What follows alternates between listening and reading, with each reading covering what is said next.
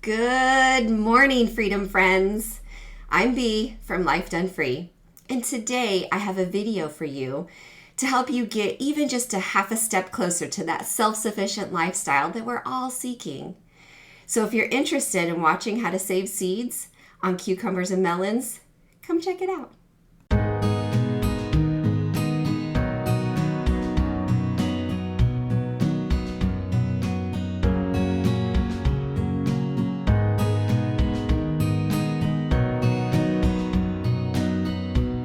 Good morning.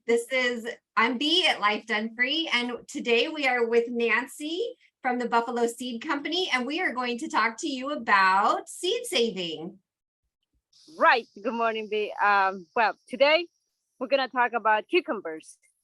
Yay! How to save seeds of them, and also like just a little explanation of like the difference of tomatoes and cucumbers. Like tomatoes last week we did, it's very simple, like you saw, and like when the tomatoes is ready, the seeds are ready. Yep. Now with cucumbers, a little bit different. Like you can see here, I'm holding a yellow cucumber. Yes. We normally don't eat this, right? No.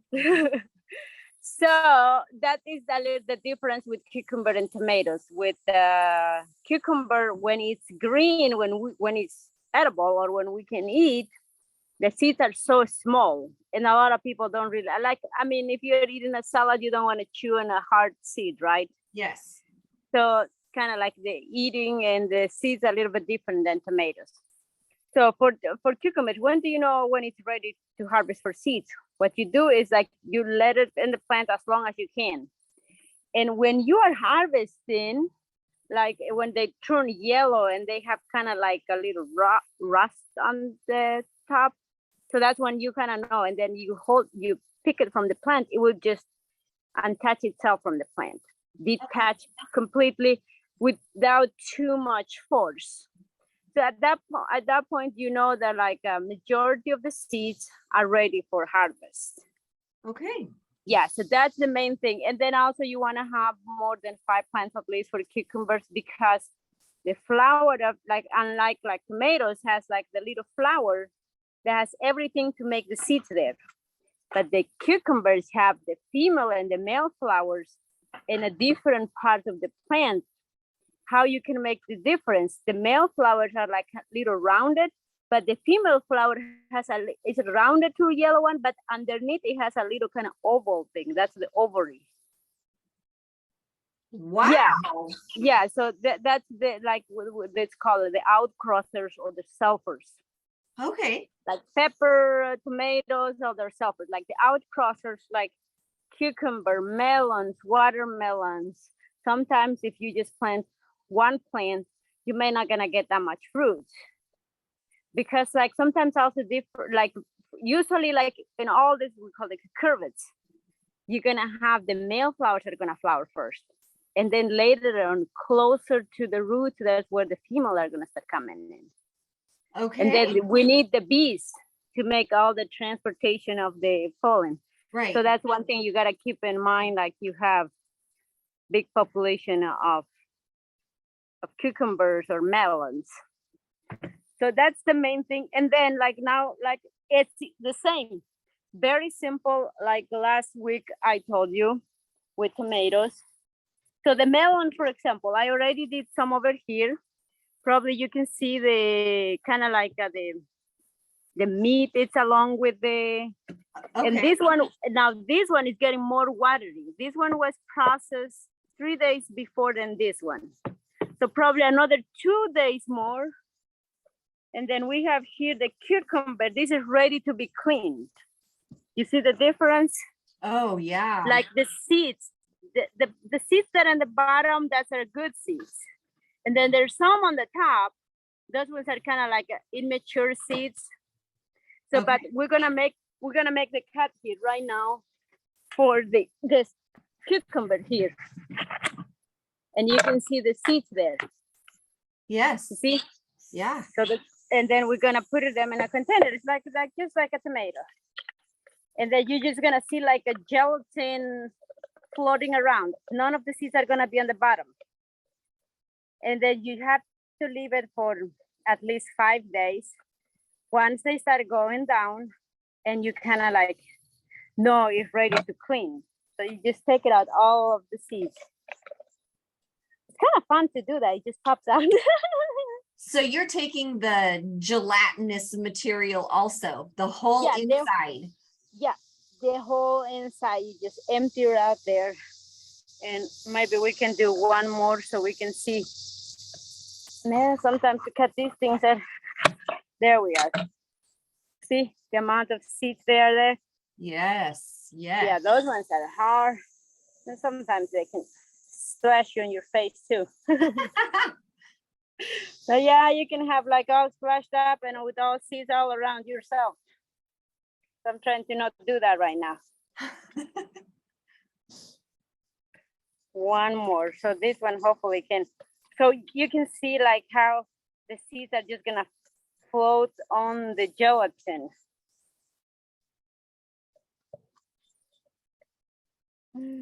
That is amazing. Now with melons and watermelons, like right after you eat the melons, you can just also clean it up and dry it off. But so on a melon, you want it ripe and ready to eat. Like right, the cucumber is beyond edible stage. Yes. But the watermelon, you want it ready to eat, like the tomato. Yeah, now in watermelon, like a cucumber, after you harvest, it's recommended to let it sit for at least 2 weeks. Okay. If you're gonna save seeds. But you're still gonna have to have a higher maturity and higher quality. Okay. Compared to melon. Usually melon, when you are eating, that's perfect. Okay, so here we have, you see? Yes. It's all floating around. And now like in a few days, that's what's gonna happen. Did you add water to that?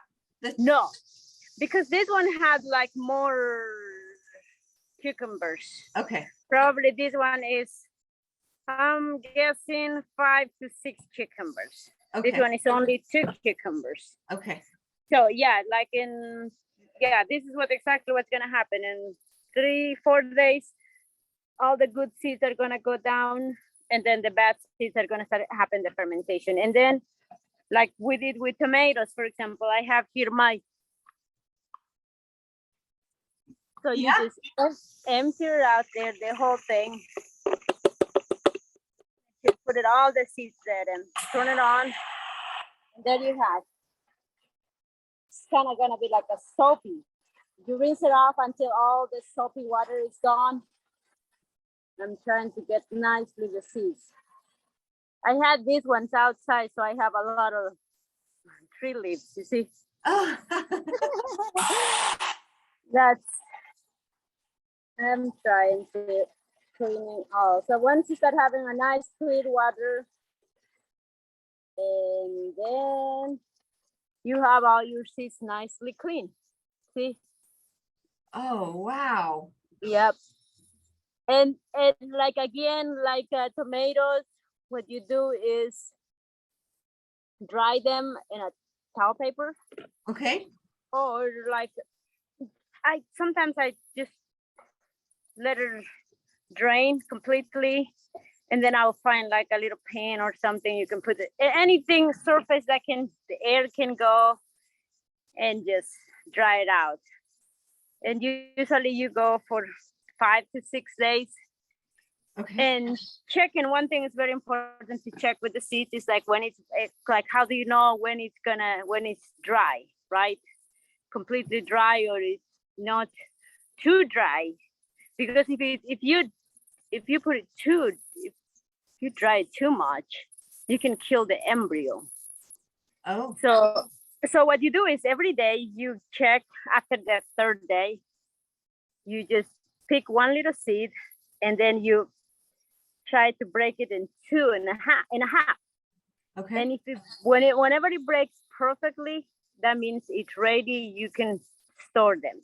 Okay. Now sometimes it's like this one, for example, it won't break because it's like it's still wet. Wet. Right. Yeah. So like if it doesn't break easily, then you have to keep drying for a little bit longer. Okay. Just gotta keep an eye on that. Okay. And they should all dry at the same rate. Yes. Yes. So every day, like you kind of move it a little bit. Okay. Just to air them out. And that's what it is basically. Very simple. That is so simple. And it's interesting that you use a yellow cucumber. You cannot use a green cucumber then to save the seeds? No, because they don't have the seeds. Like the seeds will be empty. Oh, right. Right. And sometimes like you can't even see the seeds on them yet. Right. So yes. They're mature when the seeds are mature when the cucumber is yellow. Yeah. And unedible. Yep. What you cannot eat. Then we're reading somewhere that you can eat. We tried, but no. No, the taste, yuck. Yeah, some of them, like we have this population that's very diverse. Like I was showing you, like some of them, they're gonna mature at this size and some of them at this size, some of them even bigger. So there was a little bit, some of them were a little bit sweeter, but I was still not sold out on that. Were those the same kind of cucumber that you just showed? Were those both? They are in the same, we call this a landrace loft house. Okay. He's a breeder who works with a lot of, he's trying to mix a lot of populations to create these land races. Yeah. That like it has all different color shapes and flavors where you can do your own selection and select them based what you want. Unlike most of the varieties that we have, they are like some breeder did the selection out of usually in universities or companies, and then they make like the selections based on what they think it is. You see, this is another one. That's a cucumber? Uh-huh. And there's another one. All these are cucumbers, and they're in the same population, and that's our, like, it's called loft house landrace, and it is amazing, like the colors, the shapes. You can, not the shapes like all look like a cucumber, but the sizes. Like you can have from these little greens pickling from to slicers in the same area you can be growing. Wow. Some of them are kind of like dark green, light green, yellowish, white. So are those the seed? Do you have seeds available at Buffalo Seed Company, like those kind of cucumbers? Yep, okay. Yep. That's one of our main. That's a very popular. Well, yeah. Again, it has to do like with diversity. Some plants may not gonna produce well, but there is gonna be one plant's gonna be overproducer. So that's gonna kind of like for this year and maybe next year, that one plant who didn't produce that well this year, next year maybe it's gonna be its year. So the idea of keeping that diversity is kind of like it buffers. Yeah. Okay, that makes sense. Yep. Oh, I had another question right on the tip of my tongue, and now you forgot. You saw the cucumber, you forgot. Yes, it was about cucumbers. I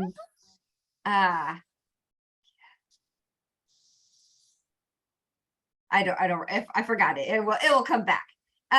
So you said that the watermelon seeds or melon seeds like cantaloupe and honeydew and watermelon, the pumpkin, winter squash, all of them are similar to the cucumbers. Like even zucchini now, like zucchini is like a cucumber too. Oh, if you want to save seeds, you have to let it go. Like, yeah, those ones are gonna turn this big one and yellow or deep orange. Okay. And that's when you know the seeds are ready to harvest. Okay, so you want to leave that on the plant until it's mature past the edible stage. Yeah, you cannot eat. They can even then after that you can storage and then you kind of rattle. That's when the seeds are really good.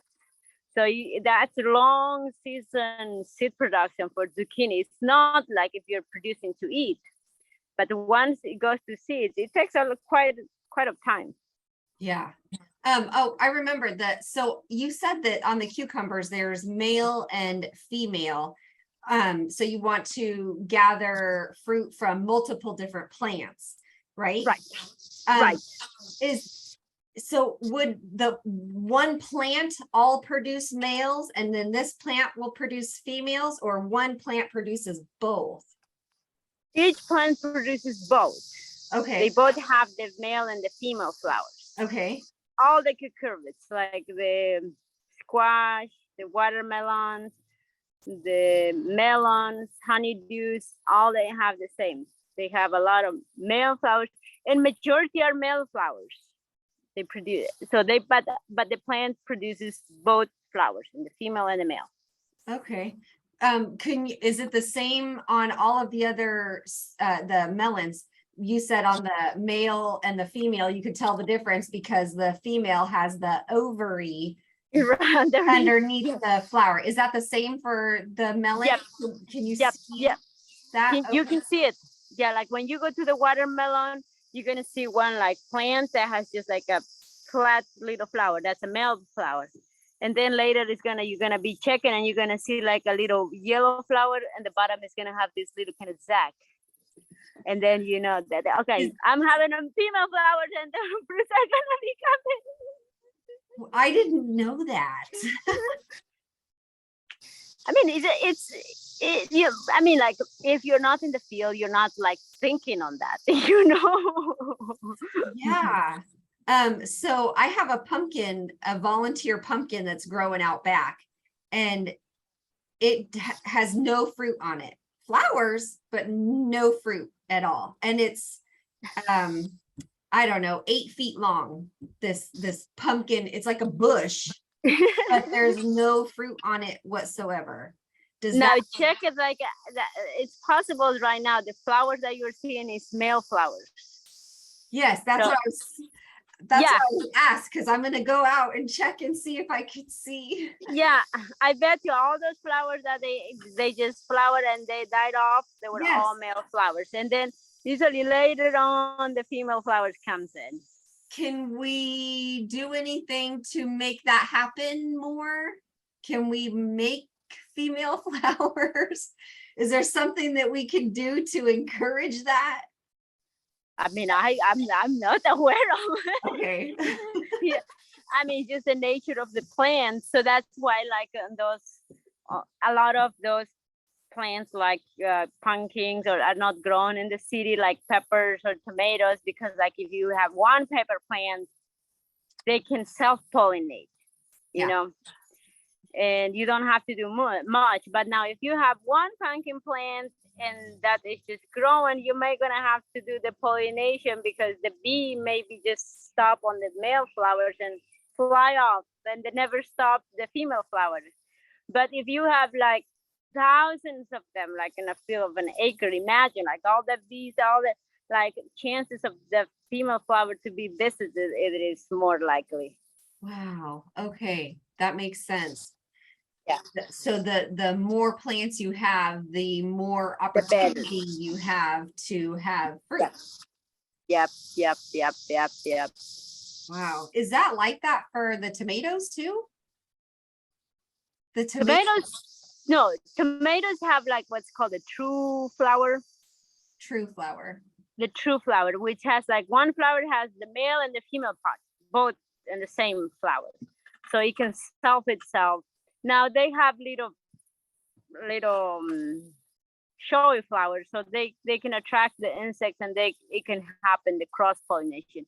But the likelihood of that is very low, because some tomato varieties, they cover where the pollen goes. They're gonna cover first, and they're gonna put the pollen there, and then after it's fertilized, then they're gonna open the flowers. Oh, but the it's been already pollinated, so you're not gonna have much cross. Now, like peppers are a little bit different. They can cross pollinate very easily, even though they have the true flower too. So it's a little bit. In some pepper varieties, like they won't accept their own pollen. A lot of the peppers that we grow, like capsicum, those varieties, they can easily sell. But the varieties that come from South America, for example, the Bolivian pepper, I can't grow here because every time I germinate and they just, I either have one plant or two plants and they don't flower at the same time. So I can't do the cross, and they don't like to accept the pollen of the same plant. Wow. So it's a little bit like you can like, seriously. Right. Just you know, I've been growing vegetables for many years now, and there's just, you don't know what you don't know.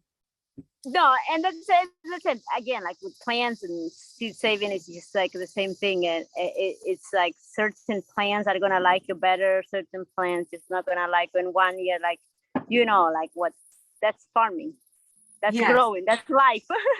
Right. Yeah. What so after you washed those seeds and now you're going to just dry them. After they're dried, can you then store them back in a baggie like you did the tomato seeds, or Yep. jar? Yep, in a jar. That we'd rather use a glass jar because it buffers the temperature better, but you can put it in a coin envelope on any container you have. You reuse some containers, you can just and store them for next year. And one thing, label them. Right. Yes. That's very key. Sometimes like people save a lot of seeds and then they're like, oh, I'm gonna remember what is that. Then they can't remember and they don't know what year it is. So what you label is the name, what's the variety, the year. It's very important because certain seeds, like they don't last that long. Oh. Yeah, cucumbers, I can't remember, probably 5 years. Maybe it's good. Oh, but okay. Then, yeah, I mean, they last long enough.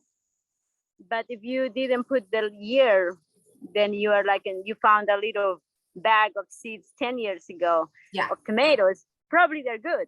But if you found like a parsnips, they only last 2 years, for example. Okay. So that's very important to put, you put the name and the year. Okay. So you kind of have, you know, when you harvest those seeds. And then from there, where is the best place to store them? Like in a refrigerator or a basement or the garage, or does it matter? I think a basement would be great as long as it's cool. Okay, cool. Dark, because the what makes a seed to go bad is humidity, light, and temperature. Okay. So if you have all those three low humidity, low light, low moisture, that's the perfect condition. Okay. But at the basement, that's what is cool. It's not too hot in the summer, not too cold in the winter. I think it'd be a perfect place to store them. What about if can you freeze them? You don't want them frozen. You can freeze them like, but that's like if you're thinking you want to store them for 30, 40 years. Oh. Probably you can freeze them. Now, when you are taken out, you kind of have to follow the protocol of each variety, each species different. Like some of them, you have to put it on the refrigerator first for a certain amount of time, and then get it out. Because if you freeze them and you take it out, that shock of temperature may gonna shock them, and you may gonna kill it. Okay. So each species kind of has its own protocol, like once you freeze them, because there is like a lot of seeds that are preserved for long term, you know. Yeah, I've heard of people storing their seeds in the freezer. That's why I ask if that's I heard some people like they will put in little bag, you know, their little vials, and then they'll put in a hermetic bag and put her. I mainly go with fresh seeds. Yeah. Because the thing is, like, every year is changing. So like the kind of like the seeds has to be learning every year. You know, if you put it in a freezer and then you take it out in 10 years, probably 10 years not gonna be the same like it is right now. That's here in Kansas, right? Yeah, that's wise. Because that makes sense. So what else? Cucumbers, melons, you said zucchinis or pumpkin. Yep. Those are all Winter squash. squash. Okay. Yeah, I mean, like you have your butternut squash. You've been Yes. saving seeds from them how long? 2015. Wow. Those things really got used to you. I actually had one year we had cut open one of them and inside the seeds like started to grow already. Could I have planted those seeds or no? Probably you couldn't, but I don't know if they could have made it. I never planned. Yeah, sometimes you will see that on tomatoes too. Oh yes. Yeah, tomatoes, cucumbers, yeah, they tend to have those. Usually happens, I think, like when you're exposed to the sun, the fruit itself. Oh. But you never know what you can find. Yeah, just when you think you have it and you understand it, something happens and you're like, whoa, Right. What happened? That's new. Exactly. Yeah. So you save your seeds every year for the butternut squash that you have? Yes. But I would just take the seeds and cut it open, take the seeds out and put the seeds right on a paper towel. I didn't know that you had to ferment them. I didn't know you that can do both ways. Well, with the winter squash or the butternut squash, I like to do that to kind of like let it float. Like again, like if you put it like this, the bad seeds are gonna float on the top, and the good seeds are gonna be on the bottom. Yeah. So like when I think like the way you are doing, I think it's perfectly fine. But when you are processing like big quantities of product, and you have to sell, and you're selling like the best, then trying to figure it out like which ones are good. Yeah. So it takes a little bit of time, but like the way you were doing, it's perfectly fine too. Okay. And I have never saved the watermelon seeds or the cucumber. I've not saved those before, just the butternut squash. When you had talked about peppers too, is that the same or? Now with peppers, yeah, it's similar. You can do both ways, like you're doing butternut squash. You can cut it in half. Now with peppers, it's like kind of the same like cucumbers. You have to wait until it's completely colored. Like for example, jalapeno. A lot of us know jalapeno is a green jalapeno. But at that point, like if you buy a jalapeno from the store and want to save seeds, you're not gonna have good seeds from there. Okay. The seeds are not mature yet. When the seeds are mature, are like when they are completely turned colors. They have to turn red. Generally, all like there are a few they are yellow. But like, for example, there's like a black Hungarian. They sell as a black Hungarian because it's black at the early stage. But that one is gonna turn into red later on, and that's when the seeds are ready. Okay. So for peppers, you want them colored, like either orange or yellow. Sometimes we have a like lemon drop that has to turn yellow in order for the seeds to be mature. Okay.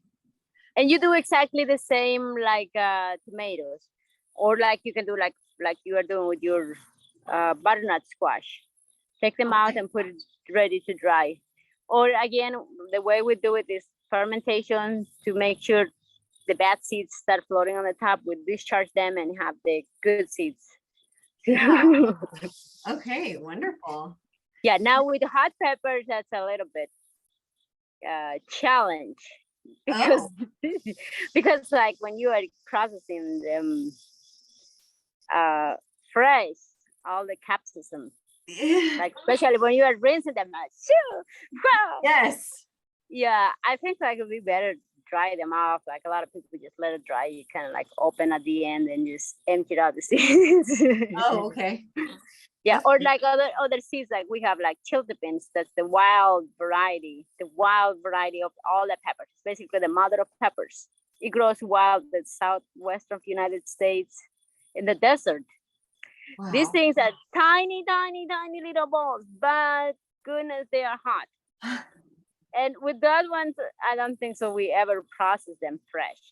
We just wait, we just dry them up, and then you kind of like put gloves and squish them and Pinch go. the seeds out. Yeah, and go where it's like all nice open, so you just like let the wind take it all. Yeah, so you're not Yeah, yeah, macing yourself. yeah, That yeah. makes sense. So yeah, but it's very simple with peppers. Just let Wonderful. it your bell pepper. Sometimes like we have bell pepper that's like supposed to be green bell pepper, but then you have to wait that thing to go to color. That's the main thing. Okay. Wonderful. Well, thank you so Alrighty. for showing us all of these, how to do it, and allowing us to be one more step freer for all of us. Maybe we can get together and do like a flower seed saving video, or herb seeds or something at another date. Yeah, probably we can do like into herbs, like you had the cilantro, for example, and yeah, those ones are a little bit yeah, they are different because their mechanism is they need to dry out first in order for them that they are mature. Okay. Right? Yeah, but thank you for allowing me to share. I mean, like I like to, the more people save seeds, the better. Yes. Right. Yes. Well, you're helping so many people to just be able to do it on their own, and then have the confidence to plant them the next year too, because that's, just saving them doesn't help us. We have to then go ahead and use them also, so that. Right. Yeah, it takes another extra confidence, because like, did I did it right? It's gonna germinate, and then, or I'm gonna have, like, you're like, okay, germinate, great, and then it is gonna be the same color as the one I want. So, but I think like you just learn, as long your seeds are good, and then you germinate, and whatever it gets you, then you have, if it's not what you wanted, then you have to like it, right? Yeah. Well, and then we're learning as we go. So that's the main thing. I think everybody, like, we are also learning, every year, every day is a new different thing, new tricks, new over here. So you just learning, because every day, like we used to do like different. Now every year you start like going, like you start figuring out how to do it in a bigger quantity. So it's just learning like everybody else. Yeah. Where do you get those containers? Oh, these ones just like food carriers containers. Okay. I like these ones. Well, I think before I used to use the mason jars. Yes. I like clear so I can see. Yes. Because like you can use probably other containers that are not clear, but I like to see it. I keep an eye, like, okay, that thing is getting ready. It's getting ready. Okay, it's ready to go. Yes. Do you have to burp those? Once like maybe once a day, or it's like when you're gonna start seeing, like when it start getting the air. Okay. So just open it and just let it go back to do what they're doing. Yeah. Okay. That makes sense. Yeah. Well, thank you so much, Nancy, for your time and helping us and allowing us to learn from your knowledge and everything that you have come across. I just appreciate you so much. Yeah. Any questions? I think I've been following your video, so I think if anybody has any specific question, I'll do my best to answer. Okay. Thank you. Oh, thank you. You have a good one. You too. Bye-bye. Bye-bye.